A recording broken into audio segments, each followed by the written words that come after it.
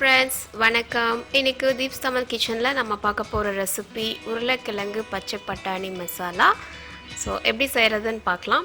First ஒரு பேனில் 3 table spoon எண்ணெய் ஆட் பண்ணிக்கோங்க. எண்ணெய் நல்லா சூடானதுக்கு அப்புறமா 2 இன்ச் பீஸ் பட்டை, 2 கிராம்பு, 2 பிரிஞ்சி எல்லாம் ஆட் பண்ணிக்கோங்க. ஸோ அதுலேருந்து நல்லா வாசனை வர வரைக்கும் ஃப்ரை பண்ணிவிட்டு நெக்ஸ்ட்டு 1/2 டேபிள் ஸ்பூன் இஞ்சி பூண்டு பேஸ்ட் ஆட் பண்ணி அதையும் ஃப்ரை பண்ணிக்கோங்க. ஸோ அதோட பச்சை வாசம் போனதுக்கு அப்புறமா ஒரு பச்சை மிளகா, ஒரு வெங்காயம் நல்லா துண்டாக நறுக்குனதை ஆட் பண்ணிவிட்டு அது கூட கொஞ்சமாக உப்பு சேர்த்துக்கோங்க. ஈஸியாக வந்து குயிக்காக குக் ஆகிடும். ஸோ உப்பு ஆட் பண்ணி அது நல்லா ப்ரௌன் ஆகிற வரைக்கும் குக் பண்ணிவிட்டு நெக்ஸ்ட்டு வந்து நம்ம தேவையான மசாலா பவுடர் ஆட் பண்ணலாம்.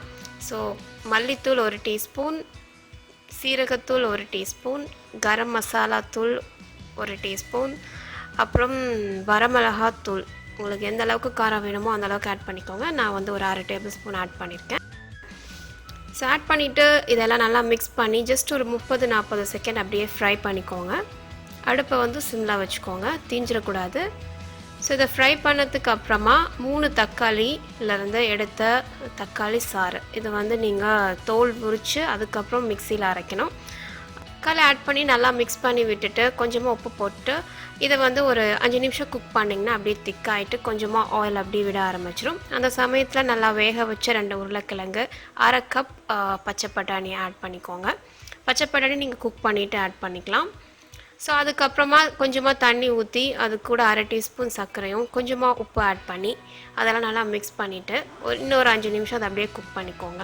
குக் பண்ணிங்கன்னா உங்களோட சூப்பரான உருளைக்கிழங்கு பச்சை பட்டாணி மசாலா ரெடி ஆகிடுச்சு.